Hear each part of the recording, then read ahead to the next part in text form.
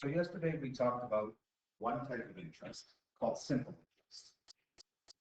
And you calculate the simple interest by taking whatever amount you invest or borrow, the principal, multiply it by your rate of interest that you're given or that you're using when you borrow as a desk times the number of years that you're borrowing or investing. Okay. Another type of interest that's actually more common is something called compound interest. Okay. What it does, like if you were, let's take this example. Actually, probably better to do it by example. So we've got Miles. He's investing $5,000 in a financial institution at 6% per year, simple interest. We want to know how much interest does he get after 5 years. So after 3 years, right?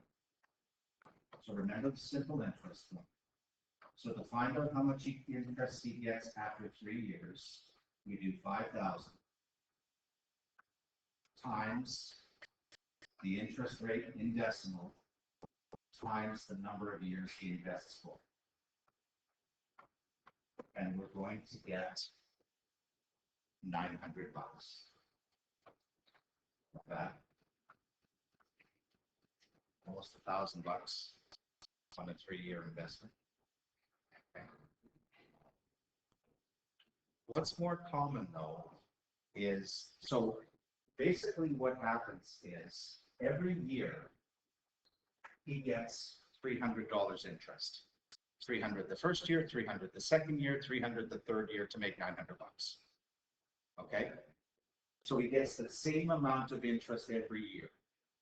Compound interest, you don't get the same amount of interest every year. What happens is they calculate interest on the first year, add that interest to your principal, which makes it bigger, right? And then calculate on that total at the end of the next year, which actually increases your interest. So to show you how that works, let's say instead of simple interest, it's compound interest. Well, after the end of the first year, the interest is going to be 5,000 times 0.06 times 1, because it's just 1 year.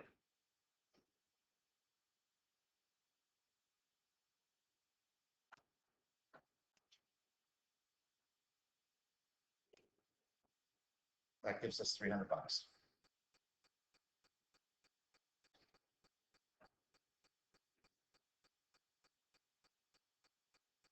Now, let's say they take that interest and they add it to the principal. So not only at the end of year 1, how much does he have in his investment?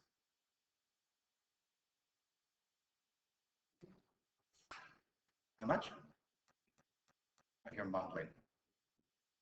Well, how much did he invest? How much did he get in interest? So how much does he have in total right now? 5,300. Okay. So at the end of year 2, we don't calculate the interest from 5,000. We calculate the interest, or we don't calculate the principal from 5,000. We calculate the principal and the interest from the previous year. Times 0.606 times 1. And this time, we get $318. So he actually makes a little bit more in the second year. Why? Because we're not just calculating it on 5,000, we're calculating it on 5,000 plus the interest he made in the previous year. And they call that interest on interest. So at the end of year 3, well, how much does he have now?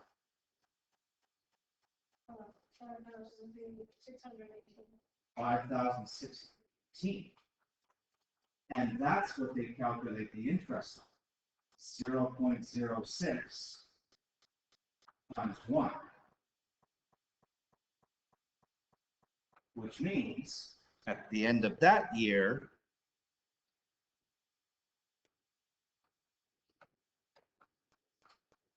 $337.08. Whereas remember when we did simple interest, he made 300 here, 300 here, 300 here. But here, he's making 300 plus 318 plus 337.08. His total interest, 3 years at compound interest, is $955. That's the answer. So he made actually $55 more by using compound interest instead of simple interest. That's why I said yesterday that when you invest money, you want it to be compounded because you're going to get more interest. If you borrow money, you'd love for it to be simple interest because then they're not going to charge you as much. Okay? So that's what compound interest does. But rather than do all of this, because what if I asked you, I said, okay, what happens if he, let's say he's a new father, and he decides to invest $5,000 for his new daughter at this amount per year until she becomes an adult. So instead of 3 years, it'd be 18 years.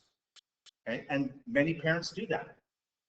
Your parents may have done it for you, so that come university time, some of your university, if not all, is paid for. Okay? It's a good investment. Well, instead of doing that 18 times, we can use a shortcut formula. Okay? And again, you don't have to worry about memorizing the formula because you guys get a reference sheet. So the formula is to find the total amount of some investment or some borrowing. That includes the principal and interest. We take the principal times 1 plus the rate of interest, divide what we call the number of compounding periods, raised to the number of compounding periods multiplied by the time in years. So I'll just write all these. So A represents the final amount.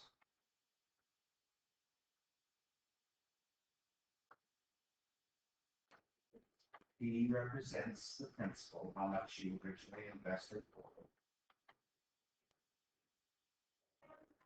R represents the interest rate, and remember we do it in decimal.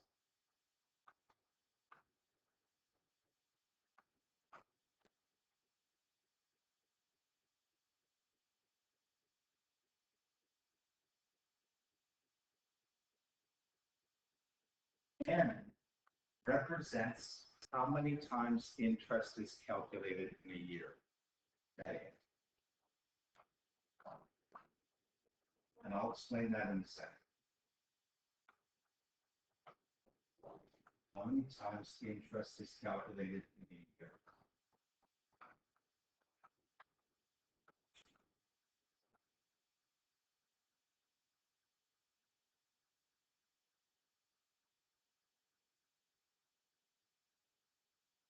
And T represents the number of years.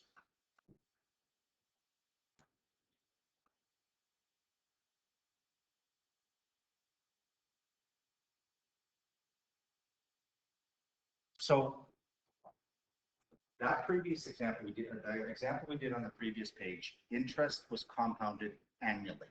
That means it was calculated once a year, okay, which we did in our calculations. Interest may be calculated more than once per year.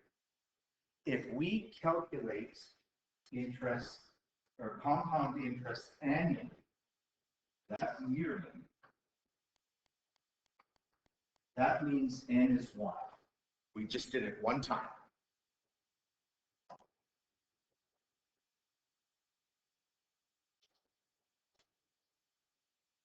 If we did it semi-annually, that means we're calculating it twice a year.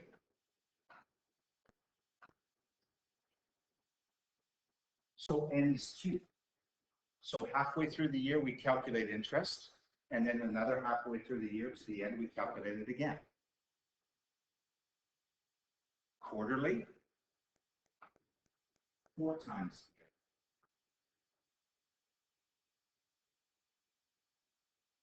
year. So that's 4.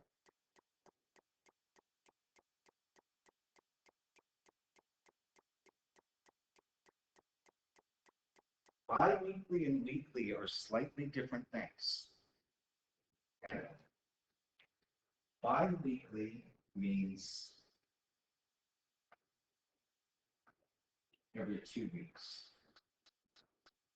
Can you think of how many times interest would be calculated in a year if it was every 2 weeks?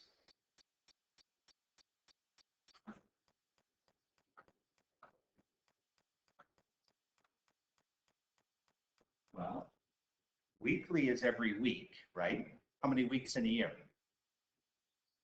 52.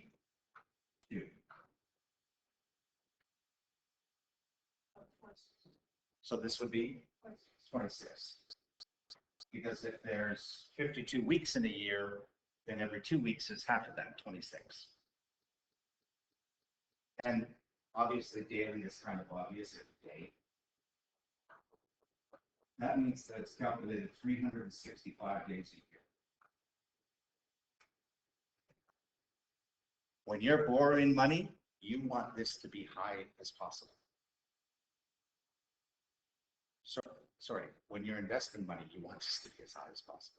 When you're borrowing, you want this to be as low. Because the more times interest is calculated in a year, the more money and interest you're either going to get if you invest, or you're going to have to pay if you borrow. Okay? So using that example from the first page, instead of doing that, all those lengthy calculations, we can just use the formula.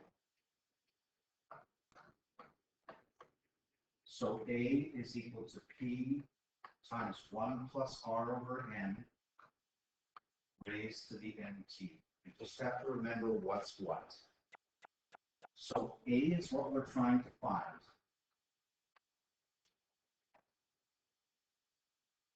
P is the principal in this case, which is what?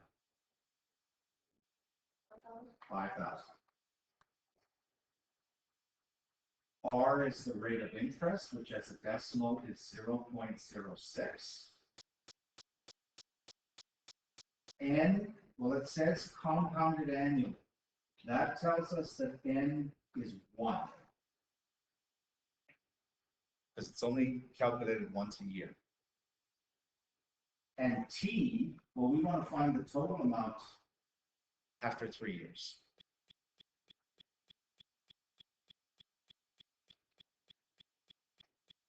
So plugging all this in, we get 5,000 times 1 plus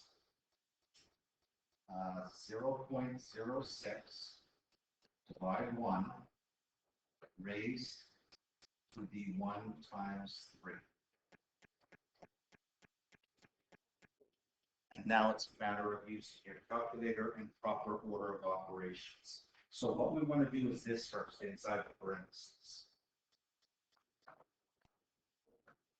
Well, if you work inside the parentheses, 1 plus 0.06 divided 1 is 1.06. 1 times 3 is 3.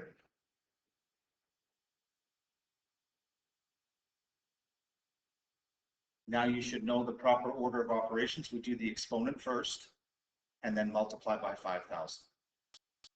And remember, round it to 2 decimal places because it's money.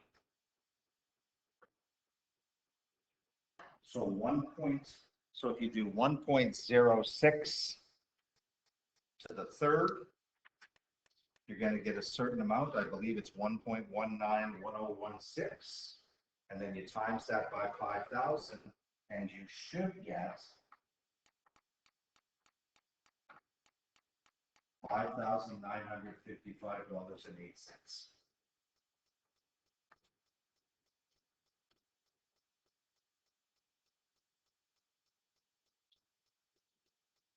Now, if we go back and read the question, we are asked to find the interest. Remember how much he invested. How would I find the amount of interest he made? This is the amount of principal and interest. This is how much he invested and interest. How much if I just want to know what the interest is? This, okay, this is how much he invested, $5,000, and the interest he got by leaving it in. So he already invested the 5,000. How much of it would be interest? How would I find it? Subtract exactly.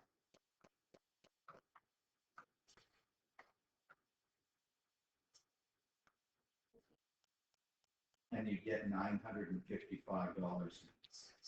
So that's the final answer. That's how much interest he'd make.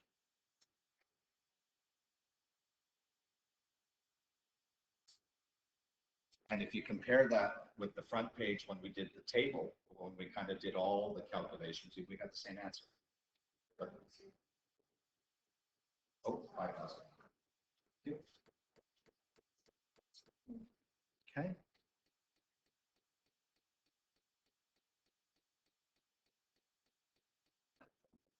Just to get practice with different compounding periods. Here's the same guy, same situation, except this time it's compounded forward. That's the only difference between this question and the previous question. So again,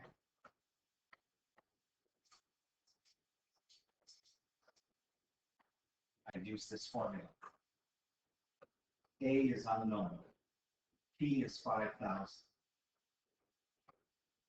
R is still 0.06. T is still 3. But what's N now? 4. So that's the only difference.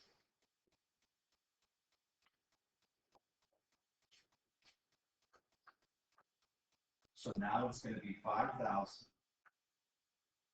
times 1 plus 0.06 divide 4 raised to the 4 times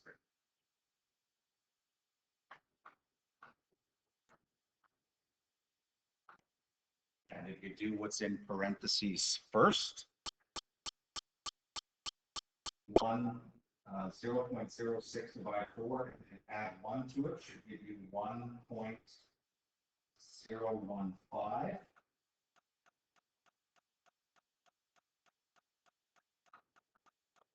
And 4 times 3 is 12. We're all okay using our exponent function on our calculator? Just making sure.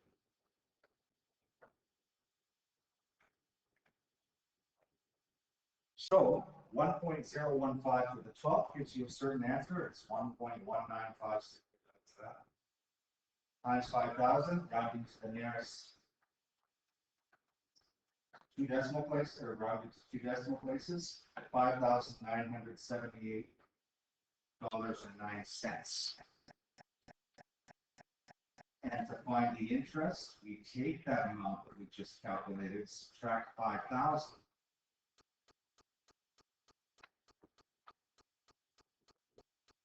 Subtract 5,000, and we get $978.09. Notice that it's a little bit higher than the previous example. Why? Because we calculated in more interest more times. So like I said here, the more often an investment is compounded, the greater the amount of interest you're going to get.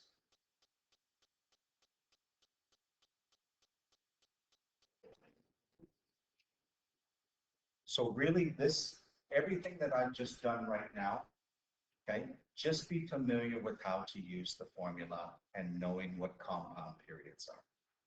Okay, that's really what I want you to get out of this. I explained why we can use this formula, compared it to simple interest. Okay? But those are sort of the two main things of interest. So when you're looking, like if you've got money to invest, these are some things you want, and I'll talk about this at the end of this as well.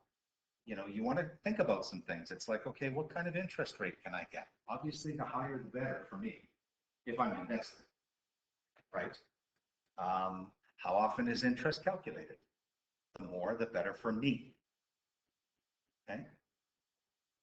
And then, of course, there's other questions too. Do I have to leave my money in for a certain time period? Because sometimes they ask you to do that. Say that, yeah, you'll get it. Like if you leave it for 5 years, you'll get this higher interest rate than if you left it for 1 year. They often do that. Banks will often do that to say that, okay, we'll give you 5.5 interest if you leave it for 1 year. We'll give you 5.75 if you leave it in for 3 years. We'll give you 6% if you leave it in for 5 years.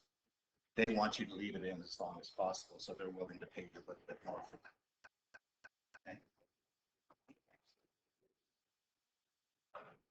So before I go to this, just going back to that example, you don't have to do this. We'll just look together. Remember what I said? Let's say you had a baby girl, invested it for 18 years.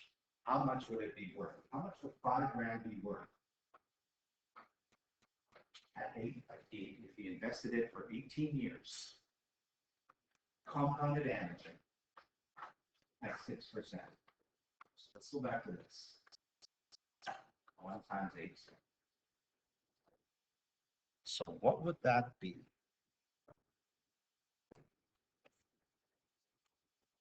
When you look at the longer you invest something for, you'll be surprised at some of the amounts that you see. So 1.06 raised to the 18 times $5,000, you've almost tripled your money. $14,271.70 is what you should get. Okay. That's pretty good. If you invested more, then obviously you're going to get more. But so this is if you just invested $5,000 one time when a child was born. But often what parents will do is they'll add it every year. Right? So they'll say, let's start with 5,000 and let's add 1,000 every year. Well, that is going to add another 18,000 and another compound interest on that 18,000. Now you're not looking at tripling your money. It's almost like 5-6 times your money.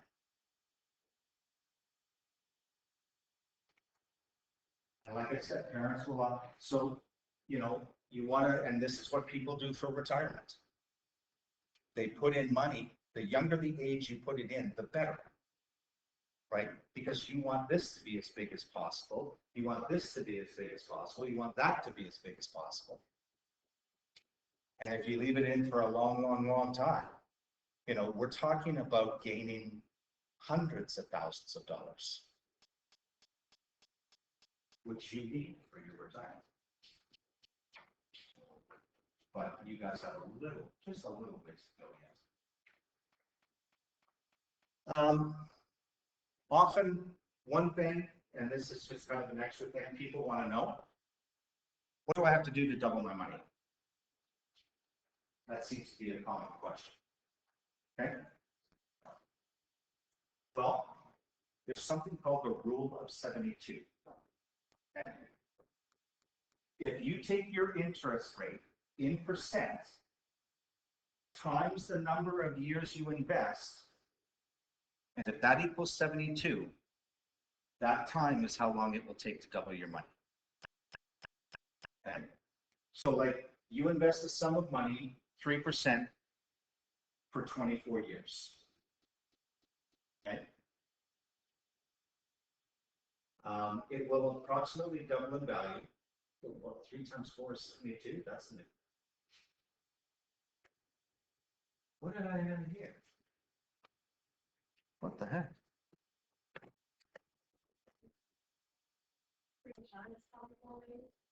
Yeah, I think so. Thank you. 3 times 24.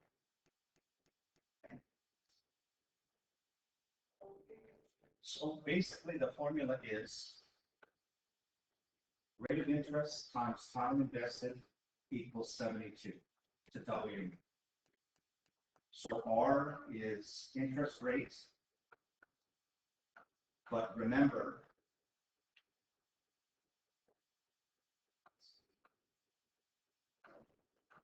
leave at percent. Don't change it to decimal. And T is the number of years.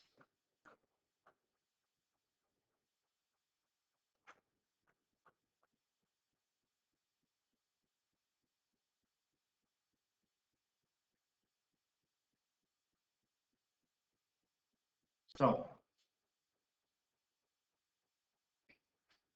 Ernest invests $4,000 at an interest rate of 6%. Using the rule of 72, estimate how many years it will take Ernest's investment to double.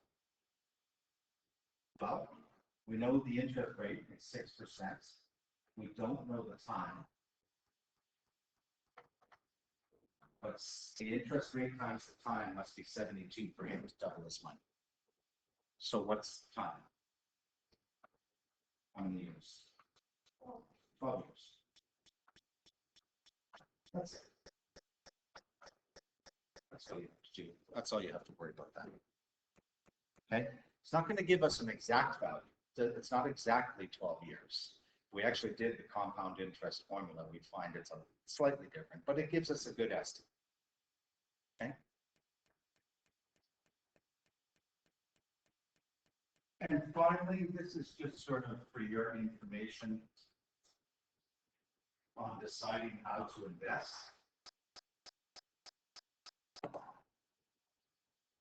This is sort of very general stuff. Obviously, it's more detailed than this because the world of finance can get rather complicated. Those of you that took micro may be familiar with recession. Okay, and what happened during the recession? You see the definition there. People that had high risk investments lost a lot of money.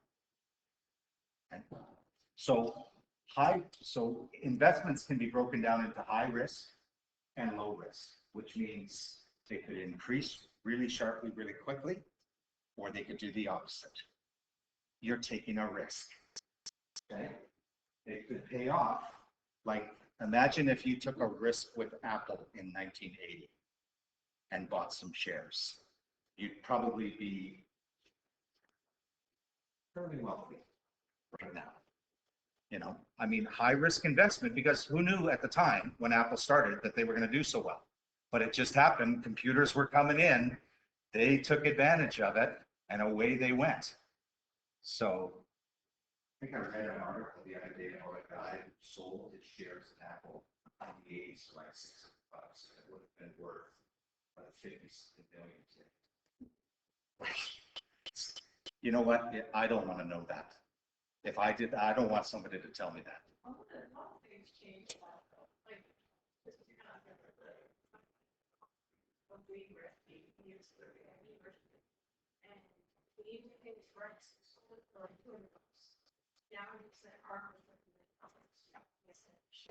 Yeah, exactly. Yeah, no, you're right. Yeah.